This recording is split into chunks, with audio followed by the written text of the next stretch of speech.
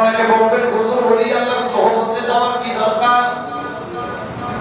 আমি বলি বাবা, সোহবতের একটা মূল্য আছে। কারণ দেখবেন মুরগি যখন ডিম পাড়ে, ওই ডিম আমরা বাজারের মধ্যে কিনতে পাই।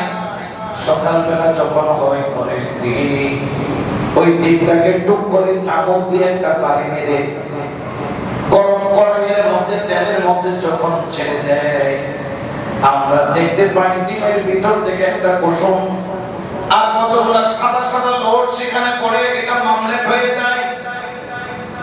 আবার একই ডিম যখন একটা মুরগির বুকের নিচে দেওয়া হয়, গ্রামগঞ্জের মধ্যে যখন দেখবেন মুরগি যখন ডিম পাড়ে ওম দেয়, 18 দিন থেকে 21 দিন যখন ডিমের উপর তা দেয়, ওই কুসুম আর কুসুম থাকে না, ওই লোট আর লোট থাকে না, তার ভিতর থেকে একটা প্রাণের সৃষ্টি হয়।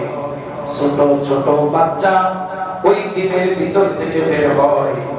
এখন প্রশ্ন হলো, ডিম আগে যখন বানলাম তখন সেখানে ছিল একটা কুসুম আর লোট, আর যখন মায়ের বুকের নিচে যখন 18 থেকে 21 দিন যখন কাটাইল, ওই ডিমের ভিতর থেকে একটা প্রাণের সঞ্চার হলো।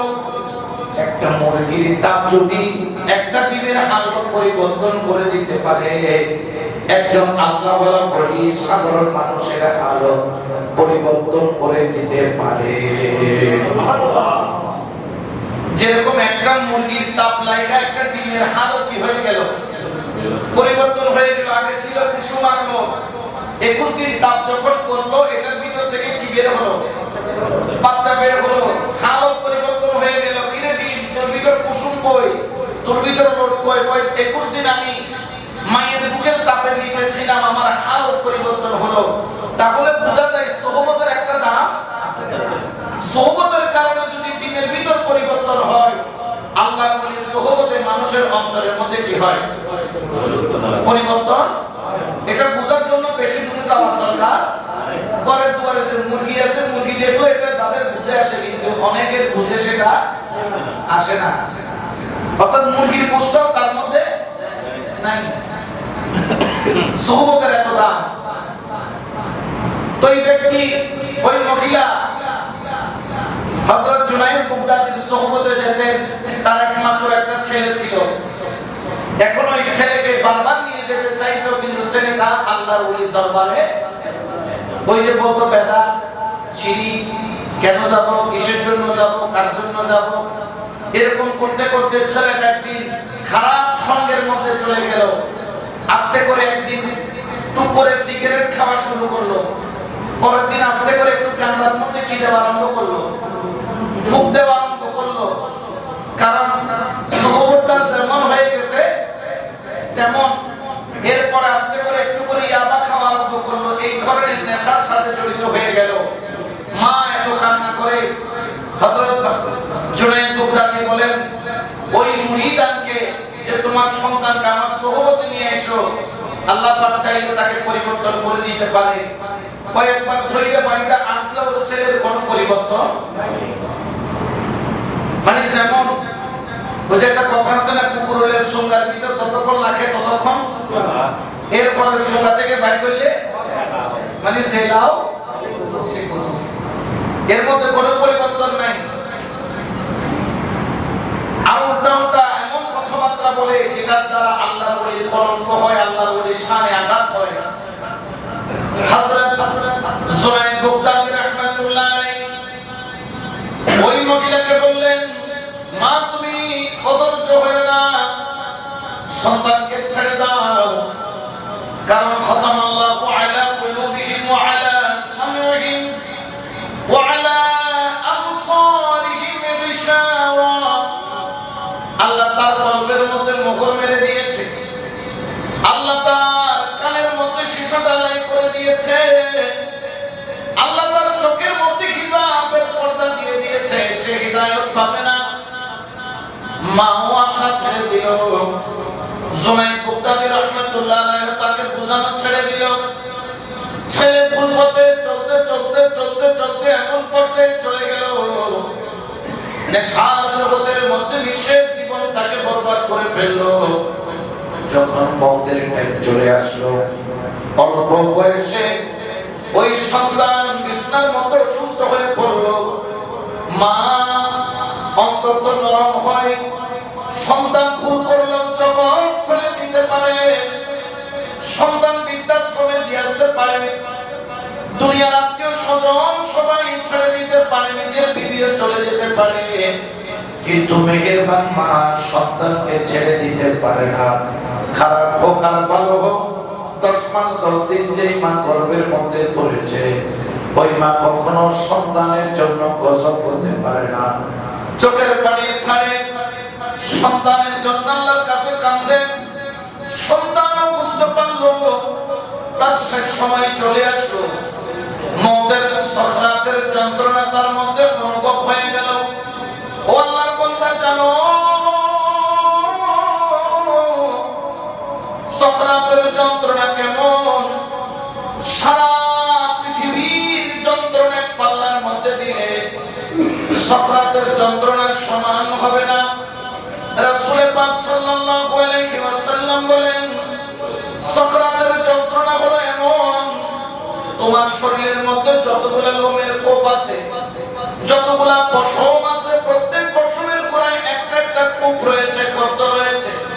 বলতেছে একসাথে যদি তোমার প্রত্যেক পশমের গোড়ায় মোটা মোটা পেরেক মারা হয়, একসাথে যদি পেরেকের মধ্যে পানি মেরে শরীরের মধ্যে ঢুকিয়ে দেওয়া হয়, যেই যন্ত্রণায় তুমি চিৎকার করবা, সাকরাতের যন্ত্রণা তার চাইতে 1000 গুণ বেশি কঠিন, 1000 গুণ বেশি কঠিন। ওই সন্তান সাকরাতের যন্ত্রণায় পড়ে গেল, 2 চোখের পানি ছেড়ে দিল। মেহেরবান মাকে ডাকতে, মা গো, ও আমার মা, ও মেহেরবান মা, আমাকে একটু বুকের মধ্যে জড়ায় নাও, আমি তো সাকরাতের যন্ত্রণা সহ্য করতে পারছি না। ও আমার মেহেরবান মা, একটু বুকের মধ্যে জড়ায় নাও। মাও কান্দে, সন্তানও কান্দে। ইন্তেকালের আগে সন্তান বললেন, মা গো, আমি তো বড় গুনাহগার, আমি বড় পাপী, দুনিয়াতে তোমার কথা শুনি নাই, হযরত সুনাইদ বাগদাদীর মতো এত বড় আল্লাহর ওলির কদমেও যাই নাই, উনার সোহবতের মধ্যে বসি নাই, আমার মতো গুনাহগার আর দুনিয়ার মধ্যে নাই। ও মা, আমি মনে হয় রাত্রি টিকবো না, মনে হয় রাত্রি বেলা আমি মারা যাব। মা, আমি মারা গেলে তুমি আমাকে গোসল দেওয়াবে না। ও মা, আমি মারা গেলে চুলার থেকে ছাইনা কালি বানাইয়া আমার সারা শরীরের মধ্যে তুমি কালি মাখায়া দিবা, কালি মাখায়া দিবা। এই কথা যখন বলল, ওই মা কেঁদে বললেন, সন্তান, কোন মা কি তার সন্তানের মুখে কালি মাখাইতে পারে? বললেন, মা রে, আমার মতো মুখ পুরা দুনিয়ার মধ্যে নাই, আমি এই মুখ নিয়ে আল্লাহর দরবারে যাওয়ার মতো যোগ্যতা আমার নাই, এই মুখ নিয়ে আমার মাওলাকে দেখানোর মতো যোগ্যতা আমার নাই। জগতের মানুষ দেখবে মুখ পোড়া, আমার চেহারা কালো, আমার দেখে দেখে মানুষ শিক্ষা নিবে। ও মা, নালা থেকে ময়লাই আমার গায়ে মাখায়া দিবা, আমার ভিতরে দুর্গন্ধ মানুষ উপর থেকে টের পাবে। ও মা, তোমার একটা ওড়না দিয়া আমার গলার মধ্যে ফাঁসের মতো বাঁধবা, আমার লাশটারে টাইনা টাইনা টাইনা টাইনা রোড দিয়া শেষরাইতে অলিগলিতে ঘুরাইয়া ওই ডাস্টবিনের মধ্যে ফেলে দিবা। মা চোখের পানি করে বললেন, বাবা, কোন মা সন্তানকে ডাস্টবিনে ফেলে দিতে পারে না। ও মা, তুমি আমাকে গলার মধ্যে রশি বাইন্ধে কুকুর মরার মতো টেনে নিয়ে যাবা, সারা জগতের মানুষ যাতে দেখে আল্লাহর নাফরমান বান্দার শাস্তি দুনিয়া থেকে শুরু হয়ে গেছে। অর্থাৎ নিজের ভিতরে কি চলে আসলো? অনুশোচনা। আর এমন টাইমে আসলো কাউরে বোঝানোর কোনো সুযোগ, চোখের পানি ছাড়তেছে, মাও কাঁদতেছে। জুনাইদ বাগদাদীর কাছে খবর গেল, বলে এর মতো বিয়াদব ছেলের কাছে আমি তারে কলমাও পড়াবো না। এরকম করতে করতে ওই সন্তান মায়ের কোলের মধ্যে ইন্তেকাল করলো। যখন মায়ের কোলের মধ্যে ইন্তেকাল করলো, তখন ওই রাত্রি বেলায় ছেলের ওসিয়ত অনুযায়ী ময়লা দুর্গন্ধ গায়ে মেখে দিয়ে গলার মধ্যে মায়ের একটা শাড়িকে বেঁধে টানতে টানতে নিয়ে যায় আর ডাস্টবিনে ফেলে দেয়। ওইদিকে আমার হযরত সুনাইদ বাগদাদী রাহমাতুল্লাহ আলাইহি আল্লাহ ডাক দিয়া বলে, সুনাইদ তাড়াতাড়ি দৌড়ে যাও, ডাস্টবিনের মধ্যে আমার একটা বন্ধু পড়ে আছে, তাড়াতাড়ি তার লাশটা গোসল দিয়ে আজ দাফন কাফনের ব্যবস্থা করো। সুবহানাল্লাহ। তাড়াতাড়ি তার লাশটা দাফন কাফনের ব্যবস্থা করো। এই কথা যখন বললেন সুনাইদ বাগদাদী ঘুম থেকে উঠে, খেয়াল রাখবেন নবীদের কাছে আসে ওহী, ওলিদের কাছে আসে ইলহাম। কি আসে? ইলহাম বলে থাকে। আল্লাহর ওলিরা, আল্লাহ পাক রব্বুল আলামিন চাইলে আল্লাহর ওলিদের সাথে ইলহামের মাধ্যমে কি বলে? কথা বলে, ইশারা করেন, জানিয়ে দেন। ওই ইলহামের মাধ্যমে চলে আসলো। তাড়াতাড়ি দৌড়ে গেলে দেখে যে ওই বুড়ির সন্তান, যে বুড়ি সুনাইদ বাগদাদীর দরবারে খেদমত করত, ওই বুড়ির সন্তানটা ডাস্টবিনের মধ্যে ফেলে দেওয়া, ওইখান থেকে তুলে গোসল করাইয়া দাফন কাফনের ব্যবস্থা করলো। আর হযরত সুনাইদ বাগদাদী লজ্জায় আল্লাহর সাথে আর কথা বলতে পারে না, কারণ তাকে তওবা পড়ানোর জন্য তো সুনাইদ বাগদাদী যায় নাই। হু করে কেঁদে দিয়ে বলে, মালিক, তার জীবনে কোনোদিন দেখি নাই ভালো পথে চলতে, তার জীবনে কোনোদিন দেখি নাই সৎ পথে চলতে, তার জীবনে কোনোদিন দেখি নাই কোনোদিন আল্লাহ ওয়ালার সোহবতে বসতে, তার জীবনে কোনোদিন দেখি নাই তোমার নাম ধরে ডাকতে। সারাদিন সে নেশার জগতে পড়ে থাকতো। মাওলা, সে তোমার বন্ধু কিভাবে হলো? আমার মাওলা জানিয়ে দিলেন, সুনাইদ রে, মরার আগে সে নিজের ভুল বুঝে নিজের মুখ কালো করেছে। জগতের মানুষকে শিক্ষা দিচ্ছে সে মুখ পোড়া হলেও জগতের মানুষ যাতে তার মতো মুখ পোড়া না হয়, তার গলার মধ্যে রশি বেঁধে কুকুরের মধ্যে টেনে নেওয়ার জন্য বলছে। কেন বলছে? এটার নামই হলো মিন খাশিয়াতিল্লাহ, এটার নামই হলো আল্লাহর ভয়। বড় করে বলো সুবহানাল্লাহ। তার আল্লাহর ভয় তার অন্তরে এমন ভাবে জাগ্রত হলো, শেষ সময়ে তার এই ভয়টা তার নাজাতের ওসিলা হলো। সুবহানাল্লাহ। তো আল্লাহ কখন কাকে কি দেয় এটা বলার কোনো সুযোগ। এজন্য শায়ের বলেন, ও তুই বসি রইলি রে মন খাসে, ও তুই বসি রইলি রে মন খাসে, ও তো রঙের বাজার ভাঙ্গি যাইবো একদিন সবর নিমিষে। হাইরে তার থাকিতে বাতিরে নিবে খাল তুফানের বাতাসে, হাইরে খাল তুফানের বাতাসে, ও তো রঙের বাজার ভাঙ্গি যাইবো একদিন সবর নিমিষে। দুনিয়াত ফাটাইল রে আল্লাহ তোরে রোগানো রে দি, ও তুই দুনিয়ার মূলে সবে হারাইলি কবরে নিবি কি। হাইরে দুনিয়া ফাটাইল রে আল্লাহ তোরে রোগানো রে দি,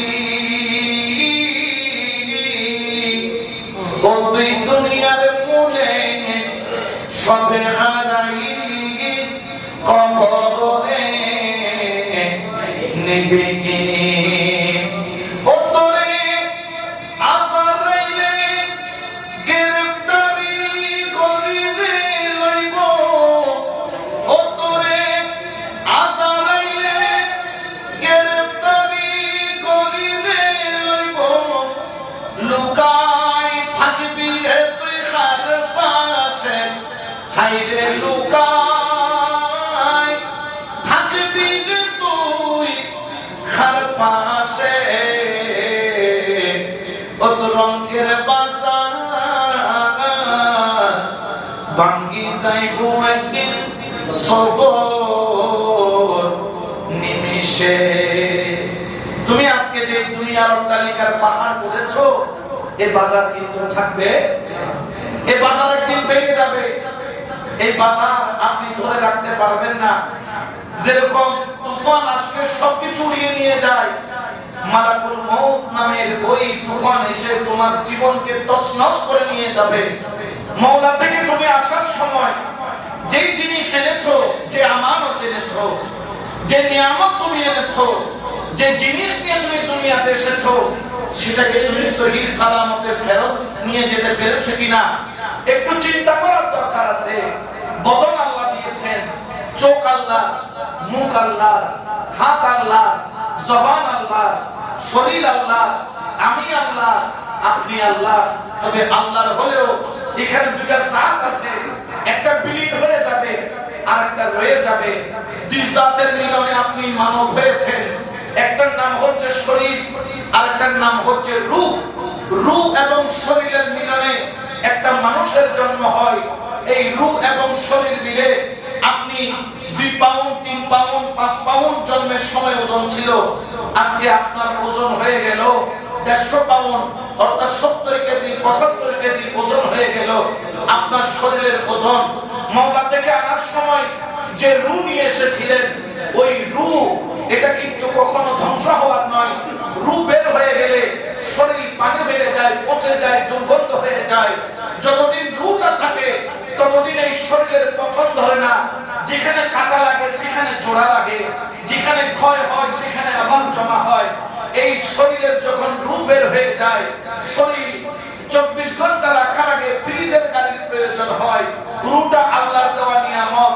রূহটা আনার সময় পৌত পবিত্র ছিল, আবার যখন রূহটা যাওয়ার সময় হলো, পৌত পবিত্র কি করতে পারছেন? যেভাবে আমানত এনেছেন সেভাবে আমানত কি নিয়ে যেতে পারছেন? ইন্না লিল্লাহি ওয়া ইন্না ইলাইহি রাজিউন। আমরা বলছি নিশ্চয় আল্লাহর জন্য এবং তার দিকে রুজু হতে হবে। কি রুজু হবে? আপনার যে রূহ আল্লাহর দিকে রুজু হবে, আপনার যে গন্তব্য আল্লাহর দিকে রুজু হবে। মালিক থেকে এনেছিলেন একটা পরিষ্কার কাপড়, কিন্তু মালিকের কাছে যখন যাচ্ছেন নোংরা কাপড়টা নিয়ে, মালিক বলল আমি তো তোকে পরিষ্কার কাপড় দিয়েছিলাম, আমাকে পরিষ্কার কাপড় ফেরত দে। যদি নোংরা কাপড় নিয়ে যাও, মালিক বলবে এটা তোলাই খরচ দিতে হবে, এই নোংরা পরিষ্কার করার জন্য তোকে সাজা দেওয়া হবে, এটার জন্য জাহান্নামে নিক্ষেপ করা হবে। মালিক থেকে যেই রূহ পরিষ্কার নিয়ে এসেছিলেন, সেই রূহটাকে পরিষ্কার দিতে হলে একজন কামেল ওলির সুহবতে যেতে হবে। সুবহানাল্লাহ।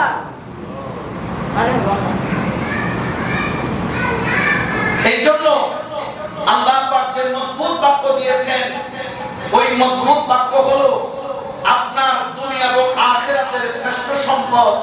ওই মজবুত বাক্যটা যদি ধারণ করতে হয়, জীবনের অনেক সাদাল্লা ত্যাগ করতে হয়। মাঝে মধ্যে জীবনের পরাজয়ের ভিতরেও জয় লুকিয়ে থাকে। আপনি মনে করলেন সোসাইটিতে আপনি হেরে গেলেন, না, মাঝে মধ্যে হারার মধ্যেও জিত আছে। যেমন জুনায়েদ বাগদাদি, তিনি একজন পালোয়ান ছিলেন, যিনি এত বড় আল্লাহর ওলি। উনি ছিলেন বাগদাদের জমিনের সবচেয়ে বড় পালোয়ান। উনি এত বড় পালোয়ান ছিলেন যে বিশ্বের বুকে ওনাকে মোকাবেলা করার মতো এমন কোন শক্তি ওনার সামনে নাই।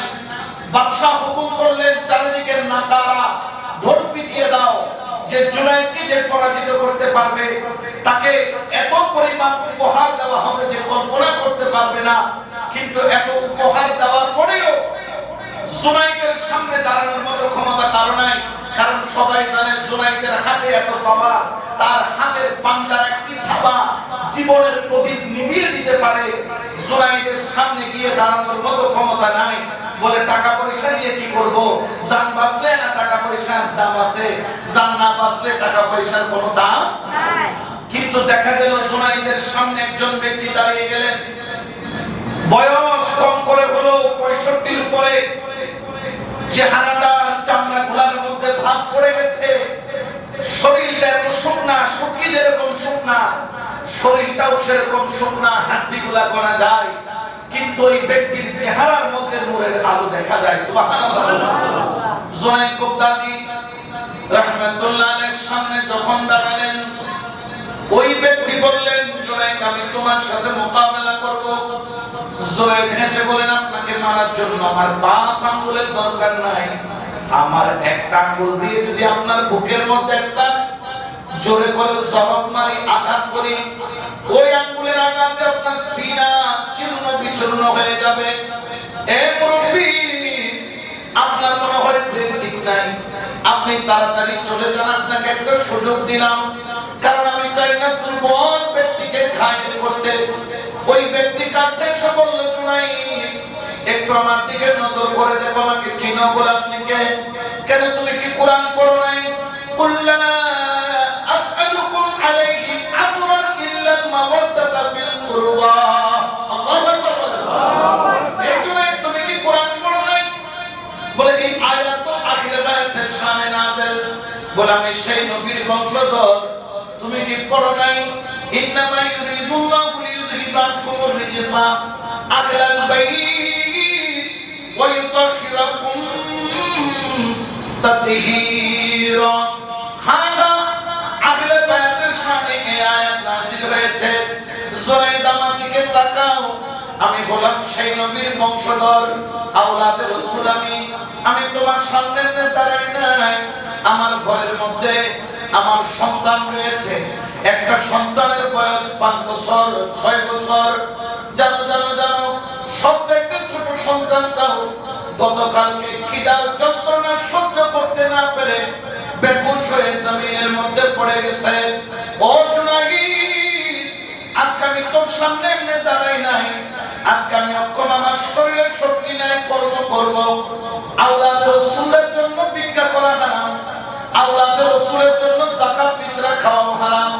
এই জন্য আমি যাকাতও নিতে পারি না, ফিতরাও নিতে পারি না। আমি কোন কর্তব্য না দেখে তোর সামনে হাজির হলাম।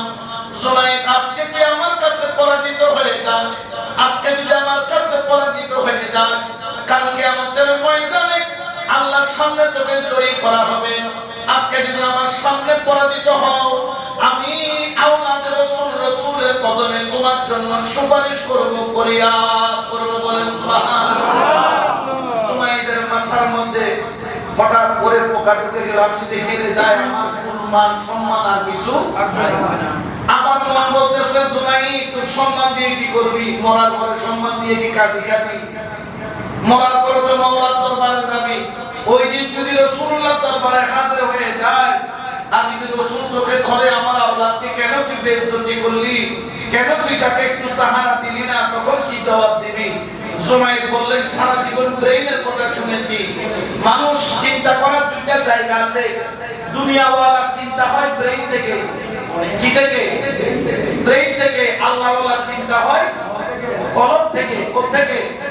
কলব থেকে। এখানে চিন্তা করলে ভুল হওয়ার সম্ভাবনা আছে, কিন্তু এইখান থেকে যারা চিন্তা করতে জানে তাদের জীবনে কোনো ভুল হয় না, কারণ তাদের চিন্তাটা তাদের চিন্তা নয়, তাদের চিন্তাটা হাকিকাতান মাওলার চিন্তা। এইজন্য আল্লাহওয়ালা আর দুনিয়াওয়ালার চিন্তার মধ্যে আসমান আর জমিন পার্থক্য। দুনিয়াওয়ালা চিন্তা করে ব্রেন দিয়ে কোনখান দিয়ে লাভ, কোনখান দিয়ে লস, কোনখান দিয়ে লোকসান। আল্লাহওয়ালা চিন্তা করে অন্তর দিয়ে, সে দুনিয়ার লাভ নয়, সে আখিরাতের লাভের কথা চিন্তা করে। জুনাইদ আজকে অন্তর দিয়ে চিন্তা করে ওই আওলাদ রাসূলের সামনে পরাজিত হলো। পরাজিত হওয়ার দেরি, মানুষের জুলুম, নির্যাতন এবং ধিক্কার কাকে বলা হয়? জুনাইদ বাগদাদিকে এক নজর দেখার জন্য, পালোয়ানকে দেখার জন্য বাগদাদের সুন্দর সুন্দর রমণীরা রাস্তা দিয়ে উঁকি মারত।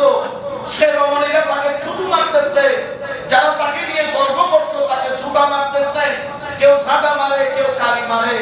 জুনাইদের চোখের পানি জর্জর জর্জর করে জোরে জোরে পড়তেছে। আর অপমানে বাদশা বলে, তোর মতো এই 2 নাম্বার ফারওয়ান আমি এতদিন পারলাম, আমার সালতানাত থেকে বের হয়ে যা। জুনাইদ বাগদাদি চোখের পানি সাথে সাথে জঙ্গলের দিকে চলে গেল। যাইয়া কাঁদতেছে, বলে আল্লাহ আত্মহত্যা করা তো মহাপাপ, যদি মহাপাপ না হতো আজকে জুনাইদ আত্মহত্যা করতো, যে অপমানিত হয়েছে। আল্লাহ, কোন জঙ্গলের মধ্যে বাঘ ভাল্লুক থাকলে আমার দিকে পাঠায়া দাও, আমাকে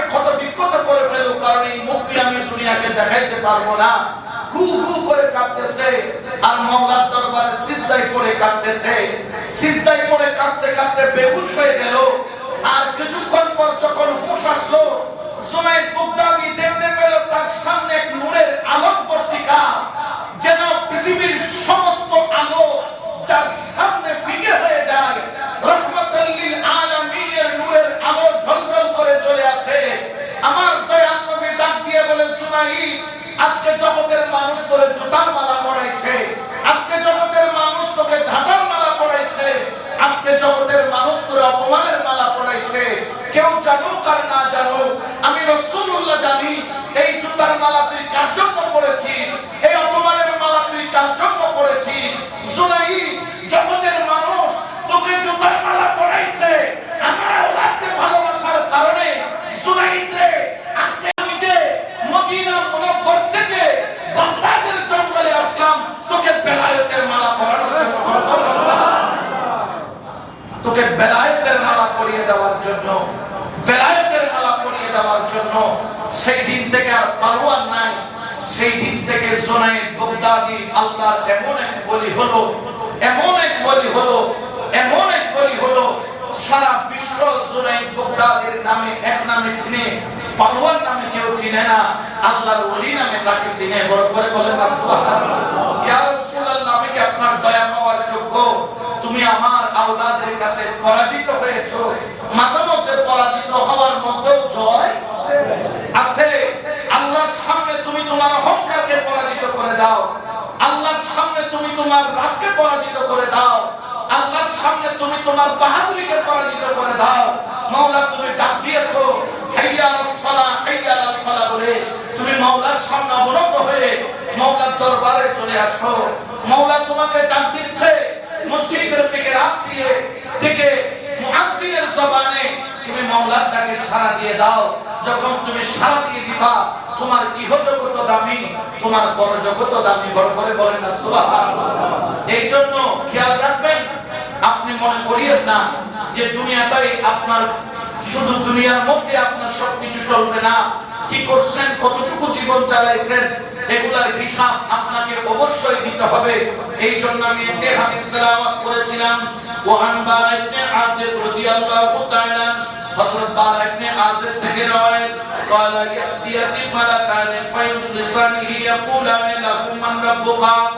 এই আমার উম্মতেরা শুনো, আমি আল্লাহর তরফ থেকে তোমাদেরকে বলছি, প্রত্যেকের কবরের মধ্যে মালাকানে দুইজন ফেরেশতা আসবে, ফায়ুজলিসানিহি, এবং তোমাকে কবরের মধ্যে বসাবে। সুবহানাল্লাহ, সুবহানাল্লাহ। এইজন্য আমাদের কবর পোড়া হয় কতটুকু? কেন কবর পর্যন্ত? কারণ যাতে যখন তাকে বসাবে সে কবর পর্যন্ত করলে সে ইজিলি বসতে পারে। এইজন্য তার কবর কোমর পর্যন্ত করা হয়। তোমাকে কবর পর্যন্ত করিয়া তোমাকে কবরের মধ্যে দিল, তুমি শেষ নয়। এখানে আব্দাখারিকুল আকবার কিতাব আছে ইমাম গাজ্জালি, তিনি বলতেছেন 40 কদম পিছনে আসার আগে একজন ফেরেশতা আসে, যে ফেরেশতার নাম হলো রুম্মান ফেরেশতা। কি ফেরেশতা? এটা ওই মুনকির নকির আসার আরো আগে আসে, এসে আপনাকে বসাবে, তরতিব শিখাবে। কারণ লিডার আসার আগে উনি এসে তরতিব শিখায় বলবে, লেখো তোমার আমলনামা। তুমি বলবা, আরে কি থাকো আমলনামা লিখতে, আমার কাছে কি কলম আসেনি, খাতা আসেনি, খালি আসেনি। কইবো তোমার কাফনের কাপড় দিছে কেন? একটা খোলো, এই কাফনের কাপড়কে তুমি খাতা বানাও, তোমার শাহাদাত আঙ্গুলকে কলম বানাও, তোমার থুতুকে কালি বানাও। যখন তুমি আঙ্গুল দিয়ে লিখবা, আঙ্গুলকে বলবা, আঙ্গুল আমার গুনাহগুলো লিখিও না। আঙ্গুল বলবে, ধুর বেটা, আজকে কি তোর কথা মতো চলবে নি? এতদিন তোর দিন ছিলাম, এই আঙ্গুলের ইশারায় তুই যে দুনিয়াকে নাচাইছিলি, আজকে তোরে কিভাবে নাচাইতে হয় সেটা আমার জানা আছে। আজকে তোর হুকুম চলবে না, আজকে আল্লাহর হুকুম চলবে। আঙ্গুল তোমার আমল নামাগুলো লিখে দিবে, ওই কাফনের কাপড়ের মধ্যে তোমার গুনাহগুলো দেখে তুমি হু হু করে কাঁদবে। সেই দিন তোমাকে সাহারা দেওয়ালা কেউ থাকবে। এরপরে মালাকানে দুইজন ফেরেশতা এসে আপনাকে বসাবে, বসি আপনাকে বলবে, বলো বলো, ফায়াকুলানে লাহু, তারা দুইজন আপনাদেরকে বলবে, মান রাব্বুকা, তোমার রবকে। আল্লাহ ওয়ালা ছাড়া তারা বলবে, ফায়াকুলু রাব্বি আল্লাহ, ওই আল্লাহ ওয়ালা যারা তারা বলবেন আমার রব আল্লাহ। ফায়াকুলা সঙ্গে সঙ্গে ফেরেশতারা বলবে তোমার দ্বীন কি বলো? ফায়াকুলু দ্বীনুল ইসলাম, সঙ্গে সঙ্গে ঈমানদার বলবে আমার ধর্ম হলো ইসলাম। ফায়াকুলানে মা হাযার রাজুল আল্লাযী বুইসা ফীকুম, এরপরে বলবে এই রাসূল মানে কি ব্যক্তি? সুবহানাল্লাহ সুবহানাল্লাহ। এখানে অনেকে বলেন যে কবরের মধ্যে নবী আসবে না, নবীর একটা কি আসবে? ছবি আসবে। কিন্তু ছবিকে কখনো রাসূল বলা হয় না। যেমন এখানে যারা বসে আছেন এরা কি ছবি না মানুষ? এরা কি মানুষ? তাহলে মানুষকে বলা হয় রাসূল, মানুষকে কি বলা হয়? রাসূল। রাসূল রাসূল রাসূল মানে কি? মানুষ। যেগুলোর মধ্যে হালচাল আছে, নড়াচড়া আছে, রক্ত মাংস আছে, এটাকে বলা হয় রাসূল। তাসবিহ আর রাসূলের মধ্যে আসমান আর জমিন কি আছে? পার্থক্য আছে। তাসবিহ নড়াচড়া করতে পারে, কথা বলতে পারে। আমি একটা দাঁত দেখাই, 32টা দাঁত দেখাই একটা ছবি তুললেন, এটা বের করার পর যদি বলে হাসি বন্ধ করো, এই হাসি কি বন্ধ হবে? এই বলবে আমি হাসতেই থাকবো, আমার দাঁত বাইর করেই রাখবো। এই দাঁত আর ঢুকানোর ক্ষমতা কারো নাই। ছবি আর রাসূলের মধ্যে বেশ কম আছে। এখানে বলে নাই তোমার সামনে একটা ছবি দেওয়া হবে, বলতেছে ফায়াকুলানে মা হাযার রাসূল, এই ব্যক্তি সম্পর্কে দুনিয়াতে থাকতে তুমি কি কি বলতা? আরেক রাওয়ায়াতের মধ্যে আছে মা কুনতা তাকুলু ফি হাক্কি হাযার রাসূল, বলো দুনিয়াতে যখন ছিলা এই ব্যক্তি সম্পর্কে তুমি কি বলতা? মরা বলতা না জিন্দা বলতা? আমার মতো তোমার মতো সেকেন্ড হ্যান্ড মাল মনে করতা না নূরুল আলা নূর মনে করতা? এই নবীর মিলাদ দেখলে তুমি কি মুখ দেখা করে ফেলতা? আর পহেলা বৈশাখ দেখলে দৌড় দিতা, কোনটা করতা?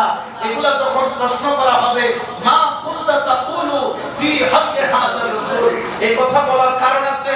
কারণ আমরা দেখতে পাই এই বছর দেখলাম আমাদের বড় বড় বুজুর্গ দাড়িওয়ালা হুজুররা, এত বড় বড় হুজুর যেগুলোর ফতোয়ায় বাংলাদেশ উঠে আর নামে, তারা দেখলাম এখন পহেলা বৈশাখের মধ্যে মাশাআল্লাহ যে জুলুস বাহির করে ফেলছে, তাদের তখন বেদাত মনে হয় না, শিরিক মনে হয় না, নাজায়েজ মনে হয় না, গুনাহ মনে হয় না, পাপ মনে হয় না।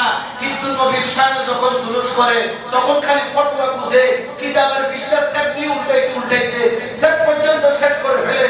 কোনখানে মিলাদুন নবীর বিরুদ্ধে বলা যায়, কেমনে জুলুসের বিরুদ্ধে বলা যায়, সেট পর্যন্ত শুকায়া যায়, গলা পর্যন্ত শুকায়া ফেলে। খালি দলিল খুঁজতেছে বেদাত কেমনে বলবে। কিন্তু পহেলা বৈশাখের বেলায় যখন আসলো কুলাঙ্গার একটা এমপি পাইছে আমিরে হারামজাদা, এটাকে আমিরে হামজা বললো লজ্জা লাগে। কোথায় নামাজ আর রোজা, নামাজ আর রোজার সাথে দেখলাম সে তুলনা করতেছে পহেলা বৈশাখের সাথে। নাউযুবিল্লাহি মিন যালিক। এগুলো যে আব্দুল ওয়াইস, আব্দুল ওয়াইস নিজের ওয়াইসের দিয়ে আগে কোথায় নামাজ আর রোজা ইসলামী সংস্কৃতির একটা অংশ, আর কোথায় পহেলা বৈশাখ এটার সাথে এটা মানে তার নেতা করলো কেন? এটা এখন তাকে জায়েজ কি করতে হবে? এটা কখন ইসলাম শিক্ষা দেয়? যেটা খারাপ এটাকে খারাপ বলবো, যেটা ভালো সেটাকে ভালো বলবো। জশ্নে জুলুস যখন আসছে তখন কি বেদাত বলতা না হারাম বলতা না শিরিক বলতা না জায়েজ বলতা? ব্রাহ্মণবাড়িয়ে তো লাঠি শুটে নিয়ে বাইরে যে মাইর বেলে রবিউল আউয়াল আসলে মা কুনতা তাকুলু ফি হাক্কি হাযার রাসূল, দুনিয়াতে যখন ছিল তখন কি কি বলতা বলো? তখন যারা ঈমানদার তখন সে বলবে হুয়া রাসূলুল্লাহি সাল্লাল্লাহু আলাইহি ওয়াসাল্লাম, ইনি বলেন আমার আল্লাহর প্রেরিত রাসূল, ইনি হচ্ছেন রাহমাতাল লিল আলামিন। সে রাসূলুল্লাহর রিসালাতের সাক্ষী দিবে। কারণ কি জানেন, এখানে দুইটাতে পাস করলেন, তৃতীয় নম্বরে ফেল করলেন, তাও ফেল। তাও কি? কারণ প্রথম প্রশ্নের পরে দ্বিতীয় প্রশ্ন কেন আসে? জরুরি বিধান। দ্বিতীয় প্রশ্নের পরে তৃতীয় প্রশ্ন কেন আসে? জরুরি বিধান।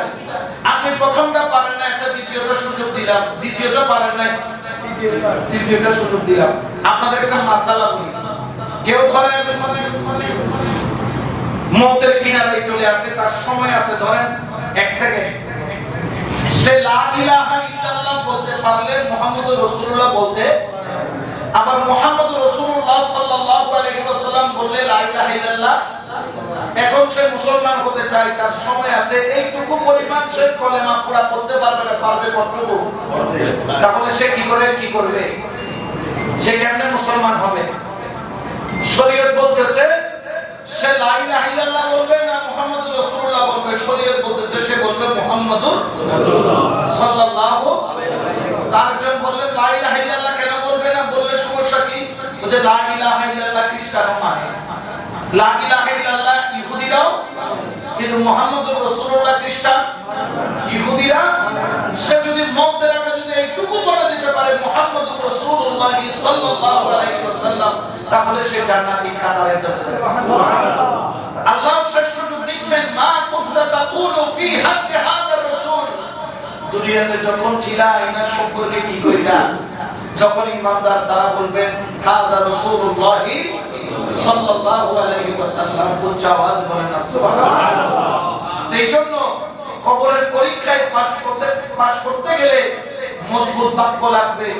মজবুত বাক্য হলো লা ইলাহা ইল্লাল্লাহু মুহাম্মাদুর রাসূলুল্লাহ সাল্লাল্লাহু আলাইহি ওয়াসাল্লাম।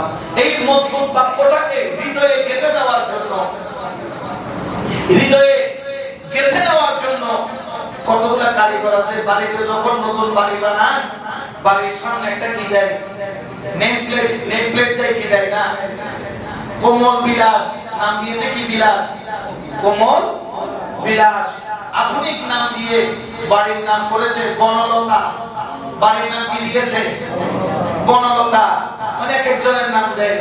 এক মজবুত বাক্য যেটা লা ইলাহা ইল্লাল্লাহ মুহাম্মাদুর রাসূলুল্লাহ সাল্লাল্লাহু আলাইহি ওয়াসাল্লাম, এই মজবুত বাক্যটাকে খোদাই করার জন্য কোথায়? পাথরে নয়, মাটিতে নয়, বিল্ডিং এর কিনারায় নয়, হৃদয়ের মধ্যে যদি খচিত করতে চাও, সুনায়েদ বুগদাদির মতো একজন আল্লাহওয়ালার সোহবত লাগবে। কারণ এরা জানে কিভাবে আপনার ভিতরে ওই কলেমাকে খচিত করে দিতে হয়, পার্মানেন্ট করে দিতে হয়। কারণ আমরা দেখেছি গৌসে পাকের ঘরে চোর ঢুকেছে, সেকেন্ডের ভিতরে চোরকে আবদাল বানাইয়া ভিতরে কলেমার প্রেম খচিত করে দিয়া, রাসূলের প্রেম খচিত করে দিয়া, সেকেন্ডের ভিতরে চোরের সর্দার থেকে আবদাল বানাইয়া যিনি প্রোটেকশন দিতে পারেন, বের করতে পারেন, তিনি হলেন গৌসে পাক আব্দুল কাদের জিলানী। এজন্য শায়র বলেন নিগাহে ফলি মে, নিগাহে ফলি মে ये तासीर देखी बदलती हजारों की तकदीर देखी। सला दुनिया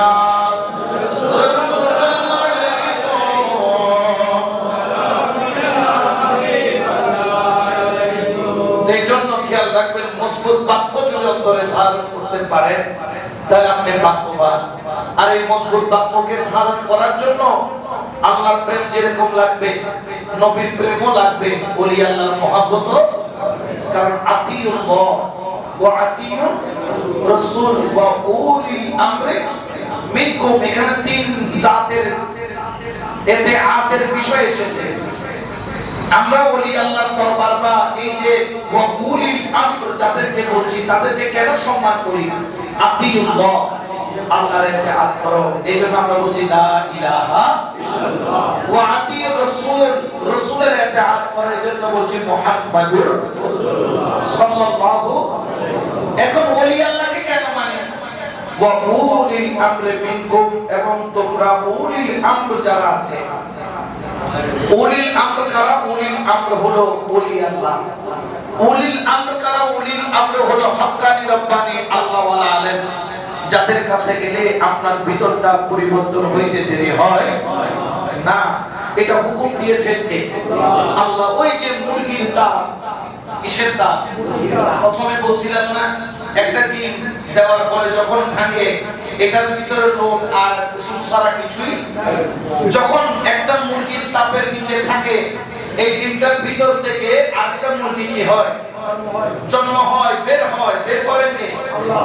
আল্লাহ। তো মুরগি, সে মুরগি তো মুরগি তার বুকের তাপ দিয়ে তৈরি হচ্ছে। এই তাপটা যদি না হয়, কখনো এই মুরগি এই ডিম থেকে কি বের হবে না। মুরগির বাচ্চা কখনো এক ওলির দরবার থেকে আরেক ওলি কেমনে বাহির হয়? এই যে মাইজভান্ডার দরবার, ওনার দরবার থেকে চরণদ্বীপী বের হয়েছে, হারবাঙ্গিরি বের হয়েছে, আমিরুজ্জামা বের হয়েছে। এই যে বড় বড় আল্লাহর ওয়ালার ওলির দরবার থেকে ওলি কিভাবে বাহির হয়? মুরগির বুকের নিচে ডিম দিছে, এই ডিম থেকে যেরকম মুরগির ছানা বের হয়, আল্লাহর ওলির সোহবতে যখন যায় ওইখান থেকে আল্লাহ ওয়ালা বের হয়।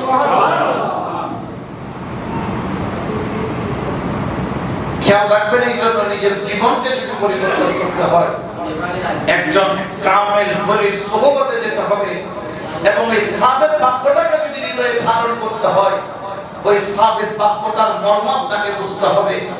আল্লাহ আল্লাহ শুধু আপনি বলেন না, সুরমা হেলে তো কি হয়, আল্লাহরে নটাকে ভাঙলে সুর যখন তারা গায় আল্লাহর অবস্থায় আর না কিছু এটাও আল্লাহরে ব্যবহার করে। তবে আল্লাহর প্রেমিককে যে সুখেও আল্লাহকে ভুলে না, দুঃখেও ভুলে না, সুখের দিনও মাওলার নাম স্মরণ করে, দুঃখের দিনও মাওলার নাম।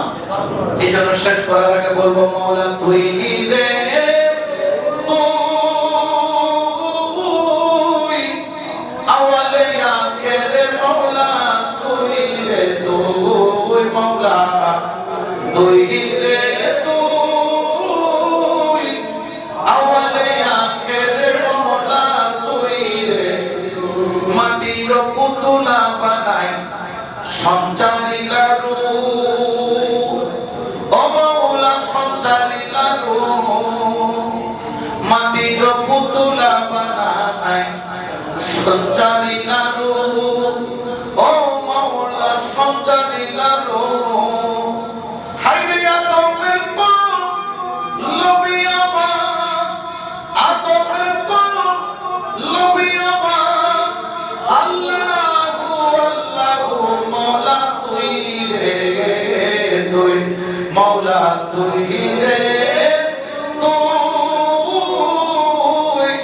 আওয়ালে আখেরে, মাওলা তুই রে তুই। সালাতুন ইয়া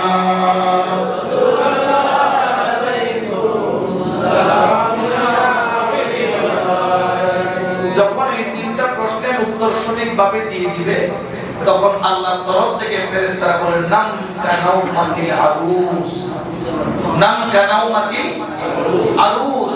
এই ওরস বলে না, ওরস অনেকে বলেন ওরস কই পেয়েছি, এই নাম কানাউমাতিল আরুস এটা হাদিস শরীফ, এটা মিশকাত শরীফের মধ্যে এই হাদিস খানা আছে। এই হাদিসের মধ্যে এটা হচ্ছে হযরত আবু হুরায়রা থেকে রওয়ায়াত। যখন আল্লাহ ওয়ালারা যখন এই তিনটা বাক্যের যখন সঠিক উত্তর দিবে তখন আল্লাহ বলবেন তাকে, আল্লাহর গায়েব থেকে আওয়াজ আসবে, নাম কানাউমাতিল আরুস। বাসর ঘরের দুলহান যেভাবে দুলহার অপেক্ষায় অপেক্ষমান হয়ে বাসর ঘরে যেভাবে চিরনিদ্রায় বা চির অপেক্ষায় বসে থাকে, তোমাকেও তোমার কবরটাকেও আমি আল্লাহ বাসর ঘর মানুষ যেভাবে প্রথম রাত ফুলসজ্জা যেটাকে বলে সাজিয়ে দেয়, ফুল দিয়ে সাজিয়ে রাখে, আল্লাহ পাক রব্বুল আলামিন বলেন আমিও তোমার ঘরটাকে নববধূর ঘরের মতো রহমতের জান্নাতি ফুল দিয়ে সাজিয়ে দিলাম, তুমিও তোমার মাওলার দিদারের অপেক্ষায় অপেক্ষমান থাকো। সুবহানাল্লাহ। যখন এই বেশারত যখন পায় তার মধ্যে আকাঙ্ক্ষা বেড়ে যায়, তখন তার বাম দিকে সর্বপ্রথম জানলা খোলা হয়। বাম দিকে যখন জানলা খুলে তখন এক দুর্গন্ধময় আগুনের ছেঁকা তার গায়ে লাগে, ঠাস করে জানলাটা বন্ধ করে দেওয়া হয়।